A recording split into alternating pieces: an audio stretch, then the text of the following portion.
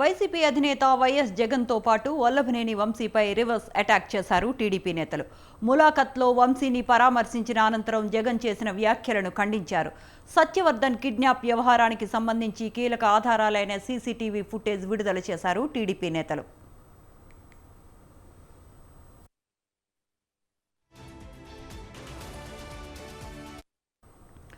చట్ట పరిధి నుంచి ఎవరూ తప్పించుకోలేరని అన్నారు మంత్రి కొల్లు రవీంద్ర. సత్యవర్ధన్ను కిడ్నాప్ చేశారని, వంశీని అరెస్ట్ చేశారని తెలిపారు. దాడులు చేయించిన వారిపై చట్ట ప్రకారం చర్యలు తప్పవన్నారు మంత్రి. వైసీపీ హయాంలో చేసిన అరాచకాలన్నీ ఒక్కొక్కటిగా బయటకు వస్తున్నాయని అన్నారు మంత్రి కొల్లు రవీంద్ర.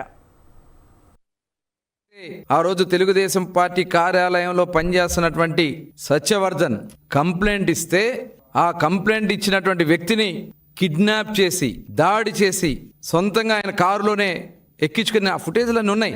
ఒక దళిత సోదరుడు పార్టీ కార్యాలయంలో వర్క్ చేస్తూ కంప్లైంట్ ఇచ్చాడని అతన్ని బెదిరించి, భయపెట్టి, కిడ్నాప్ చేసి అతను కేసును వాపసు తీసుకునేలాగా చేసింది వాస్తవం కదా? అందులో ఉంది మీరు కాదా? ఆ చేతులు మడత పెట్టుకుని అక్కడ నుంచున్న అతని వ్యక్తులు సత్యవర్ధన్ కాదా? అతను ఎదురుగా ఉండి బెదిరిస్తుంది మీరు కాదా? అది మీ ఇంటి దగ్గర ఉన్నటువంటి లిఫ్ట్ కాదా? హైదరాబాద్ అండి. ఇదంతా చేసి మీరు ఇవాళ సాక్ష్యాలతో సహా బయట దొరికితే మీరు పోలీసులను బెదిరిస్తారా? అంటే ఇవాళ నిష్పక్షపాతంగా విచారణ చేస్తూ ఇన్వెస్టిగేషన్లో ఉన్నటువంటి అధికారుల్ని గొడ్డలు ఎడతీస్తానంటారా? గొడ్డలు ఉడదీసి నిలబెడతానంటారా? ఏంది జగన్మోహన్ రెడ్డి గారు మీ సంస్కృతి? మీరు మాట్లాడే విధానం క్యాషినోలు పెట్టి, కబ్జాలు చేసి, బెదిరించి, భూములు కొట్టేసి మొత్తం వస్తున్నాయి. ఒక్కొక్కటి చిట్టా బయటకు వస్తూ ఉంది. ఒక్క కేసు కాదు, మీరు చేసినటువంటి అన్ని అరాచకాలు బయటకు వస్తాయి. అధికారం ఉంది కదా అని చెప్పి కృష్ణా జిల్లాలో వంశీ గారు చేసినవి కానీ, కొడాలి నాని గారు చేసినవి కానీ, జోగి రమేష్ గారు చేసినవి కానీ, పేరు నాని గారు చేసినవి కానీ మొత్తం చిట్టాలన్నీ కూడా బయటకు వస్తున్నాయి. ఎవరో కూడా తప్పించుకోలేరు చట్టం నుంచి. ఇది యథార్థం. ఖచ్చితంగా కృష్ణా జిల్లాని ప్రశాంతతను కాపాడే దాంట్లో మేము ముందుంటాం. ఇవాళ ఆ రోజు పవిత్రమైనటువంటి తల్లి లాంటి కార్యాలయాల మీద, పార్టీ కార్యాలయాల మీద దాడులు చేపించి విజయవాడలో అవినాష్తో తీసుకొచ్చి దాడులు చేపించారు. ఇవన్నీ కూడా ఏది కూడా వదలవు. ఖచ్చితంగా ఈ విషయంలో ఎవరైతే పోలీసు అధికారులను బెదిరించాలని ప్రయత్నం చేస్తున్నటువంటి జగన్మోహన్ రెడ్డి దయచేసి గుర్తుపెట్టుకోండి, చట్టం నుంచి ఎవ్వరూ తప్పించుకోరని చెప్పి తెలియజేస్తా ఉన్నాం.